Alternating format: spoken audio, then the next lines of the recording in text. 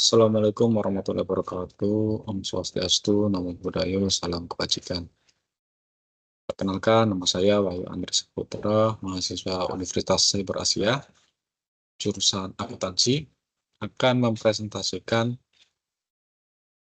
salah satu materi dalam mata kuliah Statistik Ekonomi dan Bisnis, yaitu berjudul probabilitas. Presentasi pada kali ini bertujuan untuk melengkapi ujian akhir semester mata kuliah Statistik Ekonomi dan Bisnis yang diampu oleh Ibu Mutiara Rizky. Baik, langsung saja saya akan share screen PowerPoint-nya. Probabilitas itu merupakan salah satu konsep penting dalam matematika dan juga statistik, terutama dalam pengambilan keputusan berbasis data. Nah, dalam presentasi kali ini ada 4 poin besar, 4 poin utama yang akan kita bahas. Yang pertama konsep probabilitas, yang kedua jenis-jenis probabilitas, yang ketiga ada prinsip perhitungan probabilitas, hingga yang terakhir teorema Bayes.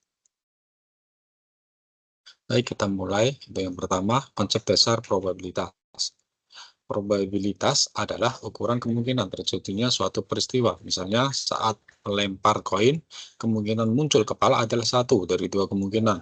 Kita sebut semua kemungkinan hasil sebagai ruang sampel, dan peristiwa adalah hasil yang kita inginkan. Lalu, apa sih manfaat dari probabilitas? Manfaatnya yaitu membantu dalam pengambilan keputusan yang tepat. Nah, rumusnya seperti apa? Rumus dasarnya cukup sederhana, seperti yang ada di gambar, di mana PE adalah probabilitas kejadian atas A. Nah, dan NA adalah jumlah hasil yang menguntungkan untuk kejadian A, dan NS adalah jumlah total hasil yang mungkin terjadi. Secara sederhana, probabilitas adalah perbandingan antara banyaknya cara suatu kejadian bisa terjadi dengan total seluruh kemungkinan kejadian.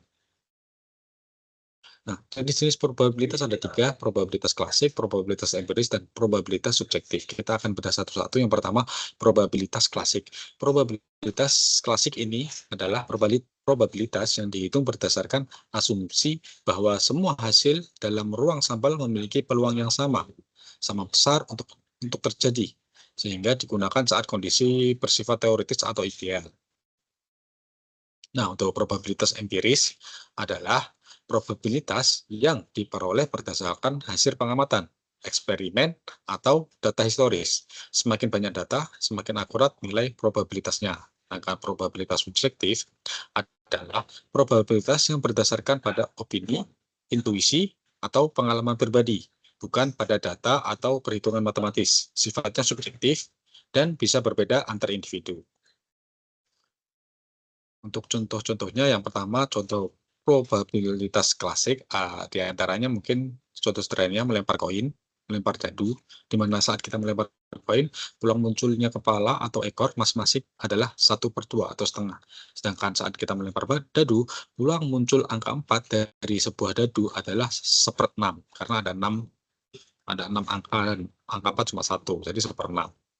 Lalu ada juga contoh lainnya, yaitu undian berhadiah dengan 100 kupon. Jika Anda memegang 1 kupon, maka probabilitas Anda menang adalah 1/100. Jika Anda memegang 10 kupon, jadi probabilitas Anda adalah 10/100 atau 1/10. Selanjutnya, contoh probabilitas empiris. Nah, probabilitas empiris beberapa contohnya. Yang pertama, saat penanganan cuaca atau prediksi cuaca. Jika dalam 10 tahun terakhir, 30 dari 100 hari pada bulan Maret hujan, maka hujan di Maret adalah 30%. Nah, contoh lainnya mungkin kepuasan pelanggan. Di mana dari 200 pelanggan, 180 menyatakan puas. Probabilitas kepuasan pelanggan berarti 180/200 atau 90%. Contoh lainnya mungkin ada statistik kecelakaan. Misalnya, jika dari 1.000 pengendara mengalami kecelakaan dalam 1 tahun, maka probabilitas seorang pengendara mengalami kecelakaan adalah 0,5%, karena 5/1000. 5/1000 adalah 0,5%. Selanjutnya, contoh probabilitas subjektif. Contoh probabilitas subjektif ini diantaranya adalah prediksi pertandingan sepak bola, di mana seorang fans memperkirakan tim favoritnya punya peluang menang 70% karena pemain andalannya bermain. Ini tidak berdasarkan angka, tapi berdasarkan pengalaman. Karena ada pemain favoritnya main, jadi dia memprediksikan 70% timnya akan menang. Lalu yang kedua, keputusan investasi. Seorang investor merasa peluang saham naik 60% ketika intuisi dan pengalaman membaca tren pasar yang dialami atau dia kuasai. Selain itu, mungkin penilaian risiko usaha.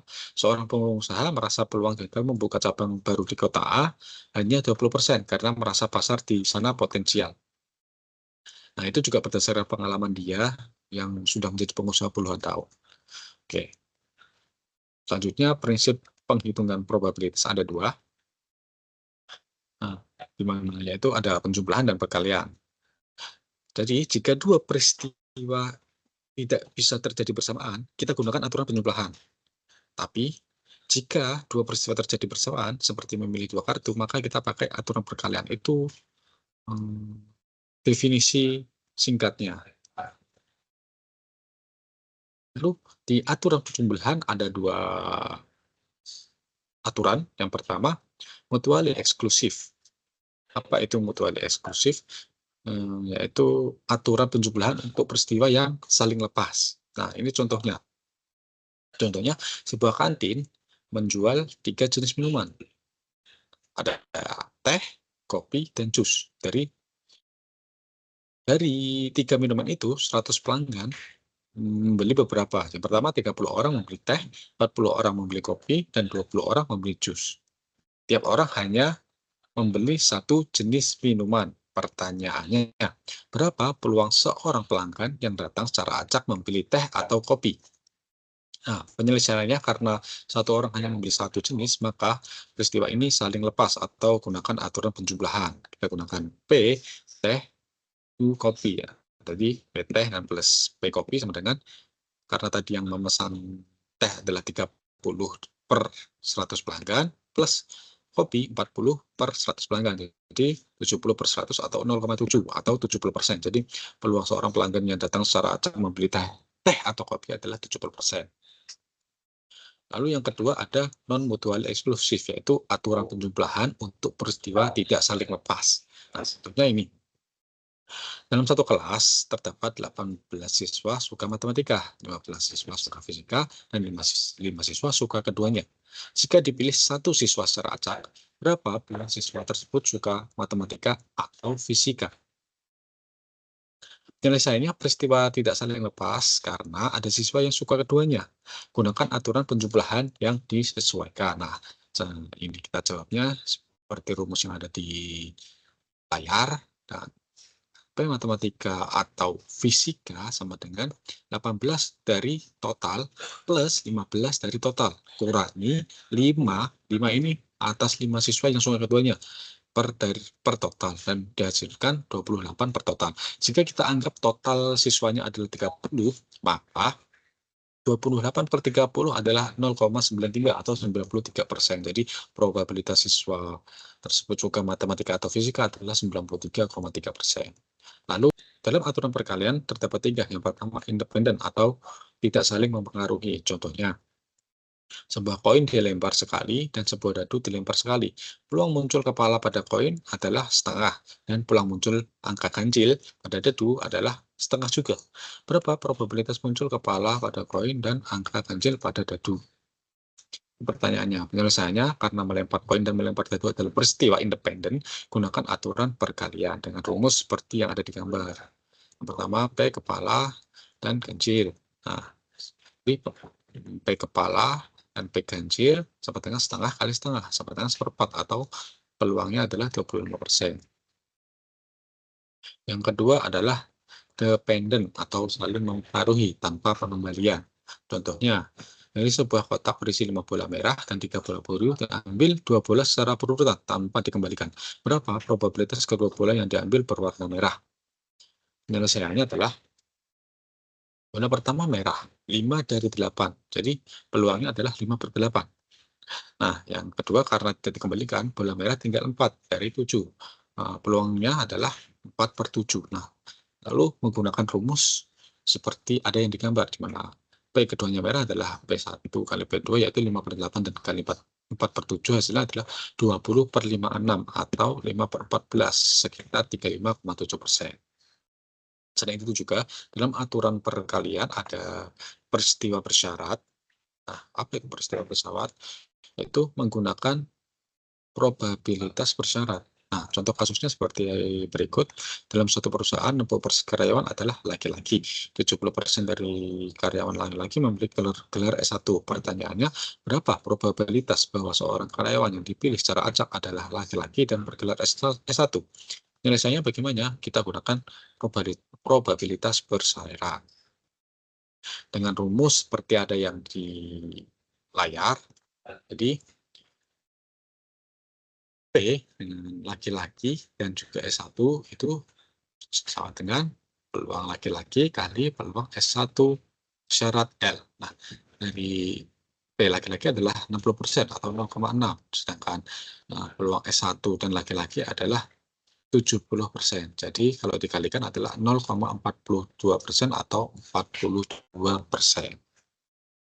Intinya dari aturan penjumlahan dan aturan perkalian ini, jika independen langsung dikalikan, jika tidak independen atau tanpa pengembalian, perhatikan perubahan jumlah peluang. Dan jika bersyarat, gunakan rumus. Seperti itu aja sih kalau aturan perkalian. Lalu yang terakhir, teorema Bayes. Apa itu teorema Bayes? Jadi teorema Bayes adalah teori atau alat yang digunakan untuk membalik kondisi probabilitas. Nah, teorema Bayes ini sangat powerful karena membantu kita membalik kondisi. Misalnya, kalau kita tahu kemungkinan tes positif, jika sakit, maka teorema Bayes membantu menghitung kemungkinan kita sakit jika ternyata positif. Ini hanya digunakan di bidang medis, deteksi penipuan, dan kecerdasan buatan. Lalu rumusnya seperti apa?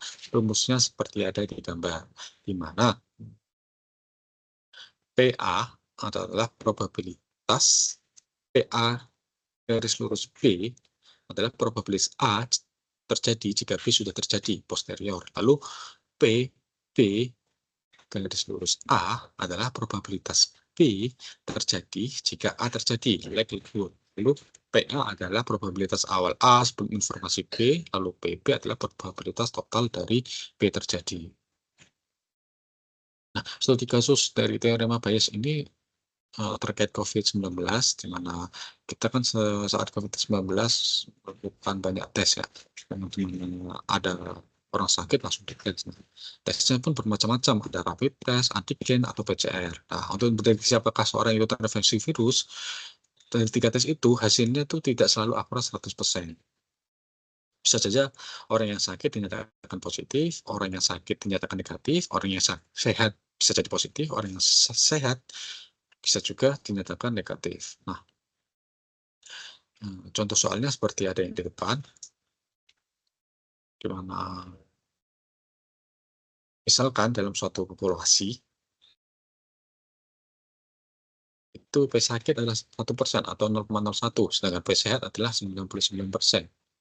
Ya, sama dengan 0,99. Akurasi tes 0,99 dan false positif 0,05. Itu pertanyaannya, hitung P sakit dan positif. Nah, jawab seperti apa? Jawabnya seperti ada yang di depan, di mana P sakit dan positif adalah sama dengan P positif sakit dikali P sakit per P positif. Lalu dijabarkan seperti yang di depan, dan angkanya didapat sekitar 16,7%. Kesimpulan dari presentasi kali ini, probabilitas membantu memahami ketidakpastian. Lalu selalu gunakan aturan penjumlahan dan perkalian dengan tepat. Dan yang terakhir, teorema Bayes sangat berguna untuk analisis berbasis bukti. Referensi dari presentasi kali ini ada 5 dan berikut referensinya. Mungkin cukup sekian presentasi saya pada kali ini. Kurang lebihnya saya mohon maaf. Assalamualaikum warahmatullahi wabarakatuh.